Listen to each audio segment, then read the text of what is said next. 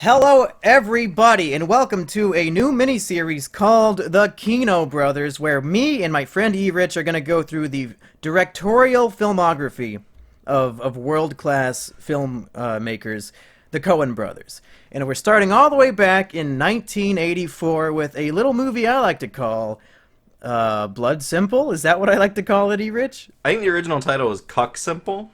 Oh, well, it wasn't that simple, if you ask me. Oh yeah, it was. It's a little bit more complicated than you tend to think. So up until about 6 hours ago, I didn't know that this movie existed. I had never heard of it. I've seen maybe half of the Coen Brothers movies, and so I was not that well versed in this film's existence. What about you, Erich? Had you heard of this one before? No, I'm very similar to you in which I've actually heard of it, unlike you. But no, I haven't seen it, and just like you, I've only seen about half of their movies. And I really like their movies, so that's Yeah, me too. definitely That's why I wanted to do this. yeah, definitely. So, Erich, what did you think of Blood Simple? I actually really liked it. I think it's a really interesting movie, if only because I've now seen a bunch of their other movies, and I can kind Yeah, of see yeah. where they got a lot of their starts, the way they have actors and characters kind of say Yeah, like most things and most act. movies do. Keep going. No, no, I know, but I mean, like also the shot composition they have and how they're able to move the camera around.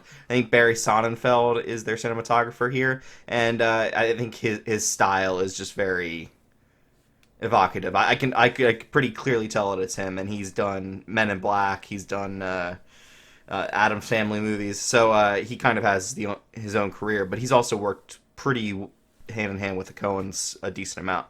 But also they've got a really good music styling that they bring to their movies, which like I knew that they had that, but I didn't realize. I always just thought that it was T-Bone Burnett who really, in partnership with them, brought a lot of that interesting musical choice. So it's really interesting to me seeing this kind of prototype of what I kind of think of when I think of a Coen Brothers movie. So this movie is that prototype, and I think they do a great job with it. With what, $1.5 million to make this?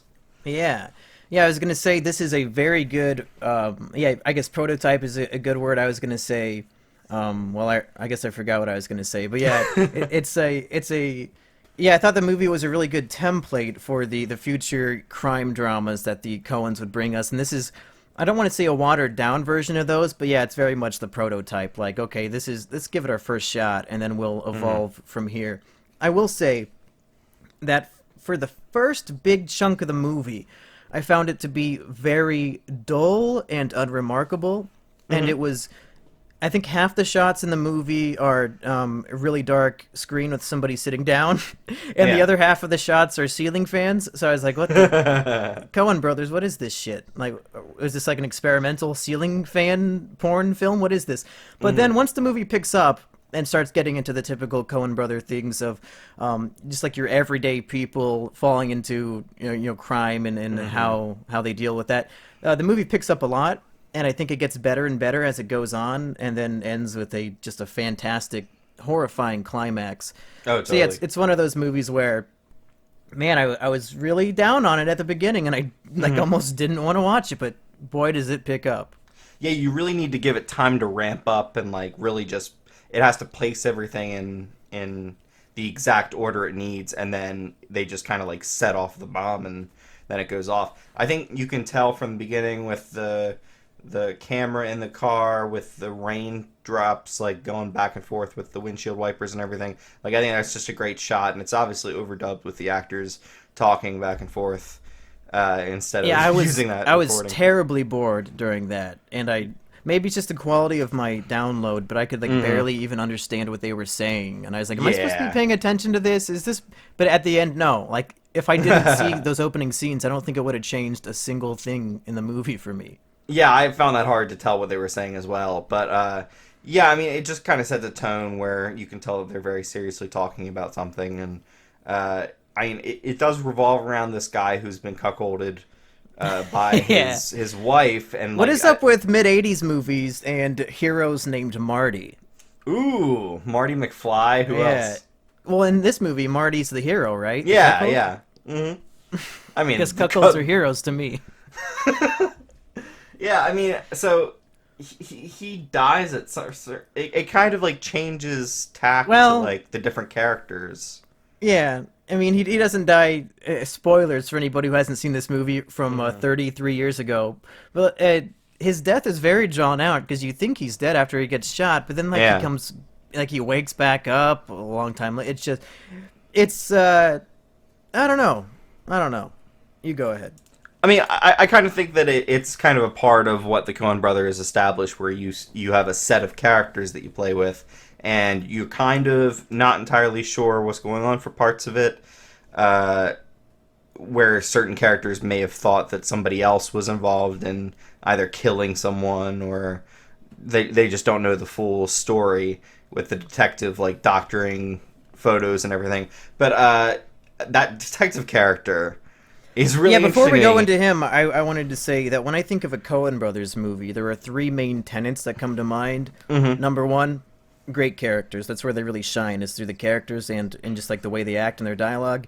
Two would be um, sort of true crime feeling plots where it's like just a normal everyday guy gets in over his head with like a crime or a murder or something like Hmm. that. And three is the witty comedy, and it's almost like the comedy stylings of King of the Hill, where Yeah. it's like, oh, it's funny because like that's who the character is, not because they're necessarily telling a joke or doing something funny, but it's just like these characters are so ingrained in who they are that the way that they behave between each other comes off as comical. And what you say, the detective guy who is what's interesting, and this is a glimpse into the future of the Coen Brothers movies, is that that guy is the scariest character in the movie and the Yes. funniest. And Oh, totally. I like that they take these two very different things and put it in the same character, and he's the best character in the movie for me at least. And it works. He's a very like kind of like slobby looking guy with a shitty hat, and his laugh is annoying as all hell. Yeah. It But makes him I'm feel like a real person. Like he's not just a comic relief, and he's not just like a deranged killer. Like he just seems like a guy who is way in over his head, and things have gone wrong. But he's genuinely a big goofball who has to Mhm. go kill these people to save his own skin. Yeah, totally. And the thing I guess I love about Coen Brothers movies is most of the time it just seems like they're dealing with real people. Like the characters they put in the situations seem like they and act like they are real people rather than just being uh, prop characters and everything. So you've got this husband who's been cheated on, and he's acting very jealously, and he really wants revenge on her. And like I think the line he said is great, where he basically tells the man who has cuckolded him, "She'll give you a line about." How she's not up to anything funny. Yeah, yeah, And yeah. then there's a callback to that towards the end of the movie, and it's one of my favorite scenes in the film because like she says that nonchalantly, and then the guy who was cheating, he's like, wait, what? What'd you Yeah. say? And like you can see like a spark flip on in his face, like Hmm. oh my god, she's doing it. What the fuck? Yeah, yeah. I mean, I was just kind of shocked at how well written, fleshed out the movie was for their first movie. Really, you really Would don't you see put it up that. there? Because most people say, when it comes to legendary directors in their first film, the gold standard is Reservoir Dogs. Would you say it's a Reservoir Dogs for the Coen brothers, or is it a little bit worse? It's weird because I think Reservoir Dogs is probably one of my favorite Quentin Tarantino movies. So I Yeah. wouldn't quite like I just got off watching this movie, so I still need to kind of like give it some time to settle. And we'll be watching other Coen Brothers movies as we continue along this series. Yeah. So getting some perspective on those other movies will certainly be helpful. It's certainly a really good movie for what it is. I have seen a lot of the other Coen Brothers movies a lot more than this, so I tend to weight those other ones more than this. And also, like, I mean, it's just uh, as great as it is shot, it is still a mid '80s movie, so it looks a little bit rougher than, and it's Yeah. also lower budgeted. So I mean, there are some barriers to entry that the newer kind of entries don't necessarily have, but the movie on its own as its own thing, knowing what the Coen brothers will do in the future, it certainly holds up and it certainly performs well as kind of its own movie. My main problem is with Jay, like the main male character Yeah. who was fucking this woman who was married to Marty, because like Marty and the private detective and Francis McDormand, like those are all pretty fucking good characters, and like Mm-hmm. really like every moment that they're on screen it's really enjoyable. Like even just watching Marty sit there staring at his ceiling fan with no dialogue for like 30 seconds is still, I think he brought more to those ceiling fan glances than whoever was playing Jay brought to the whole role. Like Mm-hmm. I know he was going for like just like the most simple kind of man possible, but it didn't do anything for me other than it was sort of funny when he's trying to bury Marty alive, like such a like a straight-faced man is doing these wacky things to try to hide a body. But otherwise, I didn't really like that character very much. Yeah, he's very kind of stoic and just kind of Boring. square-jawed, boring, kind of standard white man. But like, I think Goddamn white men ruining our movies. I think When's in the all some black ways, Ghostbusters coming out? God damn it! I think in some ways, if he were some kind of off-the-wall character, everyone around him would either have to match that, or I mean, basically, I do think that they played him too straight, so that there's not really anything special about him. You don't really see why she would want to hook up with him, other than just because his body is better than Yeah, what's his yeah. I face didn't is. really see why this spunky kind of crazy Francis McDormand is into like the most boring guy ever, other than that he has, I guess, a cool car and also lives on a dead end road, and there's lots of humor from that. Yeah, he's in a shitty house. But yeah, that's great. Where the cuck has And to. twice in the movie, somebody like tries to drive away from his house, like they're all mad, but then they have to stop and turn around because it's a Yeah, dead end. yeah, Which was that- like it's the perfect type of Coen Brothers humor that I love. Absolutely. I mean, they have captured exactly what they want to do with these movies pretty much straight away, which is crazy. Like, you rarely see that in a filmmaker. Well, geez, I think we've hit most of the points. Would you recommend this movie to people?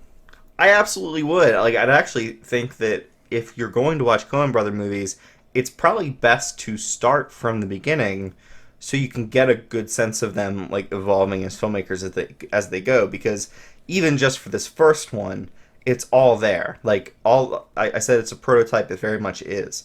Everything that you expect from a Coen Brothers movie is present in this. They certainly hone and perfect their craft as they go on in the years to come, but this is a very good first shot at what they really want to do when they tell a story. And I think that's just kind of incredible that they've been able to do this straight out of the... Consistently for like 35 years. Yeah, absolutely. I was going to say, I just remembered that we watched different versions of the film. I think I watched the Yeah. theatrical cut and you watched the director's cut. Yes. And I did some research, and it turns out you watched the much better version of the movie. Yeah, Because another complaint I had was that, in my mind, this was a 60-minute idea stretched out into a 90-minute film. There was a lot of slow downtime that didn't really contribute anything. Like, it didn't even add to, like, the atmosphere or the tension for the most part. It was just like, hey, look at this fucking ceiling fan we have. For a couple minutes, yeah. But evidently, in a rare change of pace, the director's cut is shorter than the theatrical cut. And they cut out over 3 full minutes of boring nothing things happening because they realized that they padded it out too much. So maybe you didn't get as many ceiling fan shots as I did. That is very true. You're right. Like 3 minutes in movie time is huge. Like that. Yeah. That can break a lot of movies. That 3 extra minutes. It slowed it down for me quite a bit, but of course that second half is so fun and fast that it wasn't that big of a deal once I got to that point. Yeah, yeah. And I was reading up on this. Basically, they sold the movie on 2 scenes or 2 shots or whatever. Basically, the 2 of the bullet coolest holes. shots in the movie. Yeah, the bullet holes going through the door, and then the shovel. When the cuck is laying down in the road, dying, trying to crawl away, and then like Yeah. the car is shining the headlights on him. 2 really cool, kind of creepy shots.